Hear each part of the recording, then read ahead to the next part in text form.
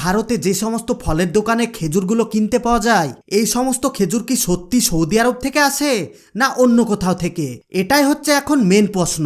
এখানে প্রশ্ন হচ্ছে দুটো, সৌদি আরবের খেজুর দিয়ে কি করা হয়, আর আমরা বাজার থেকে যে সমস্ত খেজুরগুলো কিনে খাচ্ছি সে খেজুরগুলো কোথায় থেকে আসে। সৌদি আরবের খেজুর যেগুলো বাইরে এক্সপোর্ট করা হয় সেই সমস্ত খেজুরগুলো 2000 টাকা থেকে শুরু করে 5000 টাকা কেজি দর পর্যন্ত বিক্রি করা হয়, আর আমাদের ভারত আর বাংলাদেশে 100 টাকা থেকে শুরু করে 1000 টাকা পর্যন্ত খেজুর পাওয়া যায়। সৌদি আরবের খেজুর বিভিন্ন দেশে পাঠানোর জন্য ফ্যাক্টরিতে রীতিরকম লেজার টেস্টিং করা হয়, আর এই কাজ করার জন্য ফ্যাক্টরিতে আধুনিক টেকনোলজির স্ক্যানার মেশিন ব্যবহার করা হয়। এই মেশিনের কাজ হচ্ছে লো কোয়ালিটির খেজুরগুলোকে আলাদা করে দেওয়া আর ভালো কোয়ালিটির খেজুরগুলোকে প্যাকিং করে দেওয়া। প্যাকিং এর কাজ যখন কমপ্লিট হয়ে যায় তখন পৃথিবীর প্রত্যেকটা দেশে এই খেজুর এক্সপোর্ট করে দেওয়া হয়। এই সমস্ত খেজুর আপনি বড় বড় শপিং মল বা বড় বড় ফলের